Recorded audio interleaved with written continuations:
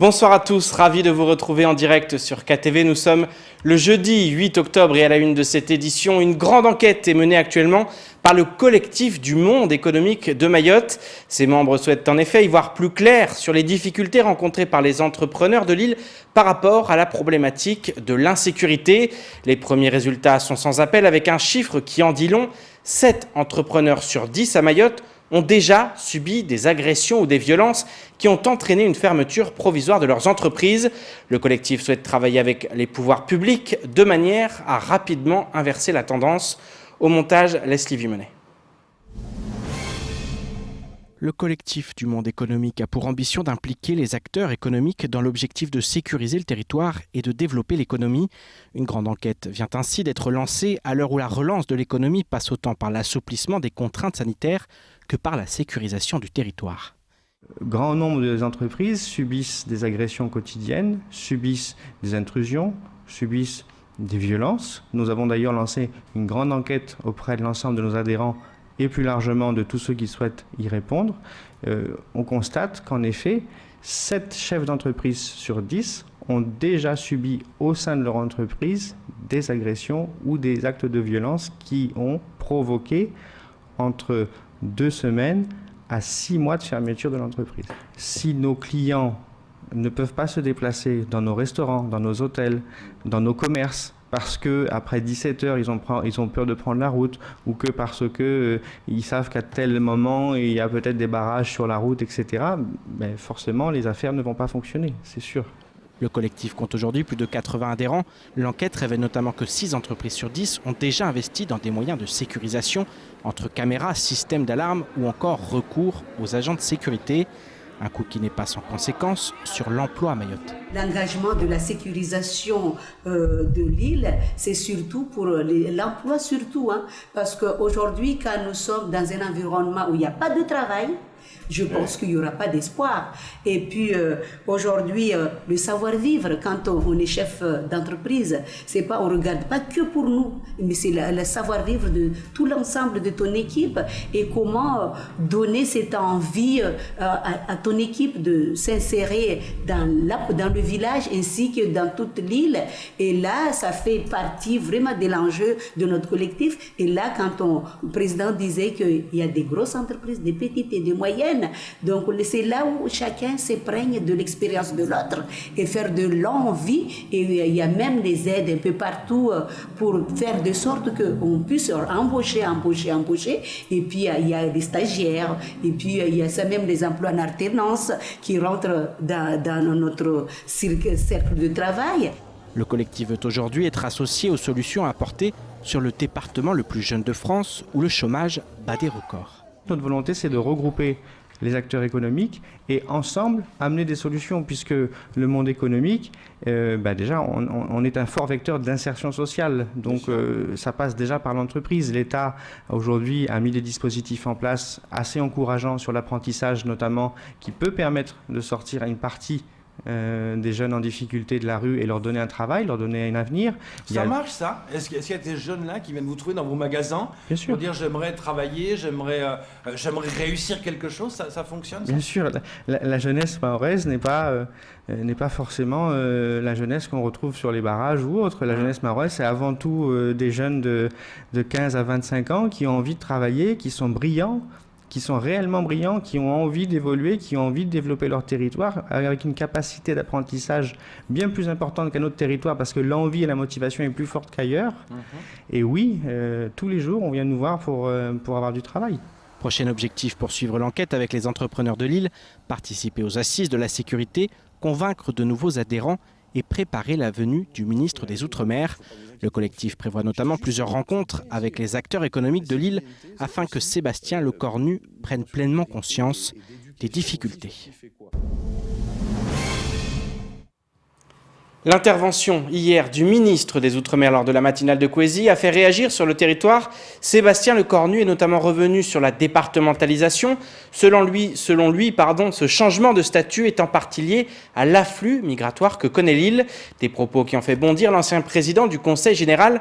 En effet, pour Daniel Zaïdani, l'immigration clandestine est un prétexte pour ne pas accorder les mêmes droits aux Mahorais qu'aux autres Français. Je vous propose de l'écouter au micro de Léonard Audier. Le phénomène de l'immigration sur le territoire de Mayotte conduit les décisionnels métropolitains qui se trouvent à Paris de faire en sorte que ce processus d'acquisition du droit commun soit ralenti. Nous le voyons notamment sur les aspects sociaux qui est fortement attendu. On considère que ce sont des facteurs attractifs du territoire, donc pénalisant pour notre territoire. Et moi, je tiens à dire ici et maintenant que cela est un faux problème. Cela est un phénomène qui consiste à ne pas donner aux Mahorais leur juste droit. Nous avons accepté de voir des évolutions financières, notamment sur le code des impôts qui est rendu applicable depuis 2014. Pourquoi aujourd'hui au niveau national, on considérerait que pour accéder au code social notamment, au code du travail notamment, il faudrait encore attendre 10 ans, voire 15 ans. Éducation maintenant. Ce matin, une convention entre la Chambre de commerce et d'industrie et le rectorat a été signée. Le but, mettre les moyens pour aider les jeunes étudiants mahorais à s'orienter vers les métiers qui leur correspondent. Entre présentation des métiers et des parcours dans les établissements, création du dispositif Pépite ou encore mise en avant de l'alternance, tout est fait pour motiver les étudiants à continuer leurs études. Écoutons plutôt le recteur Gilles Albou au micro de Paul-Arthur Avit.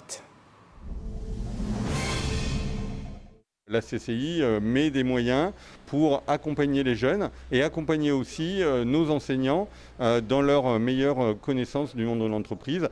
Et le but, un des buts, c'est aussi de développer l'apprentissage, notamment où là on est vraiment en alternance entre le monde de l'entreprise et l'enseignement.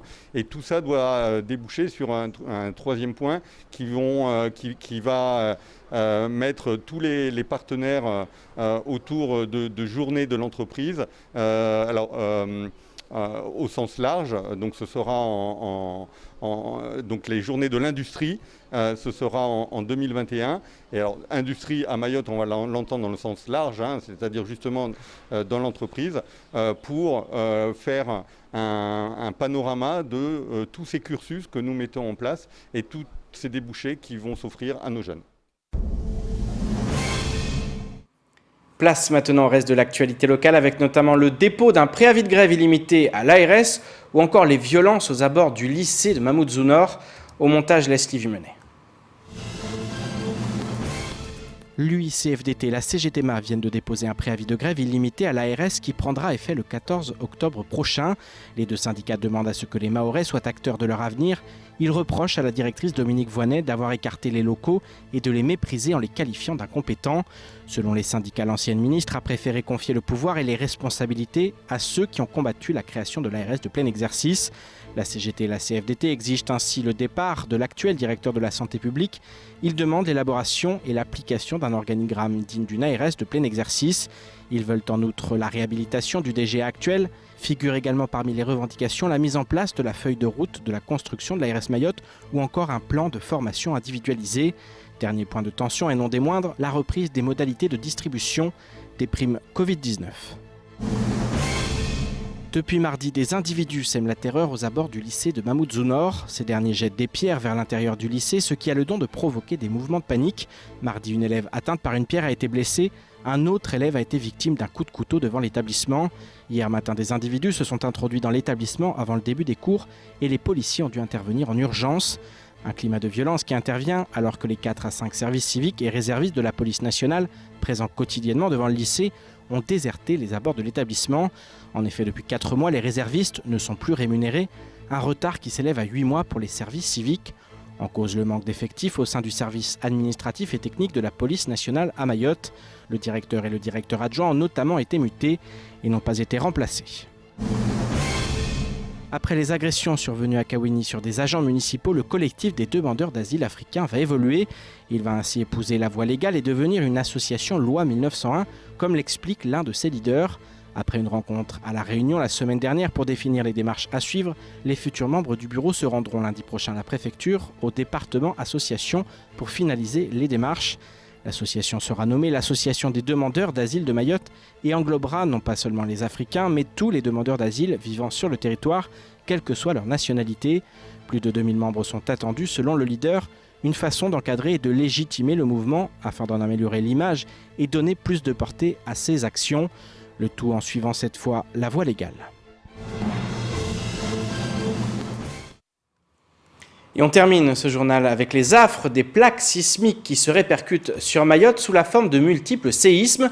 Pour tenter de comprendre ce qu'il se passe sous nos pieds, le BRGM, dans le cadre du Revocima, mène plusieurs études sur le sous-sol mahorais. Après Maï MT en juillet, c'est au tour de la mission REF Mahorais de débuter.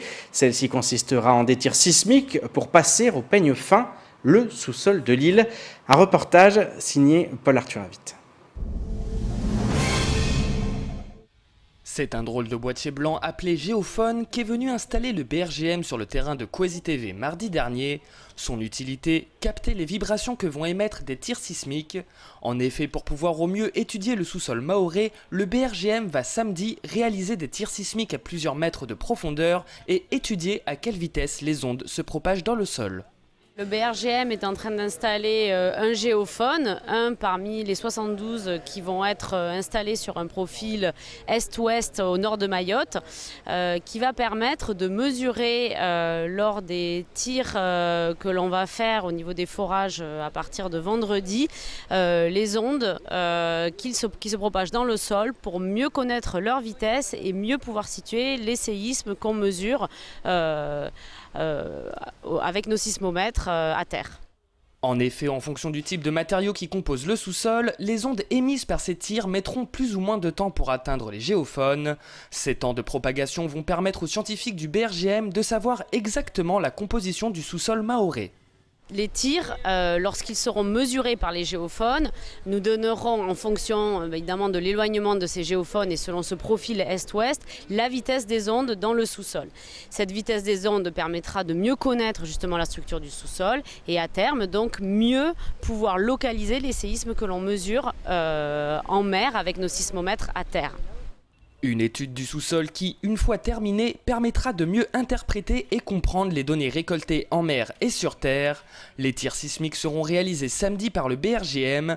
Vous pourrez retrouver un reportage consacré à ceci lundi soir au JT. Et c'est ainsi que s'achève cette édition. Merci de nous rester fidèles sur KTV. Je vous donne rendez-vous demain dès 19h pour tout connaître de l'actualité locale. Excellente soirée sur Kwesi.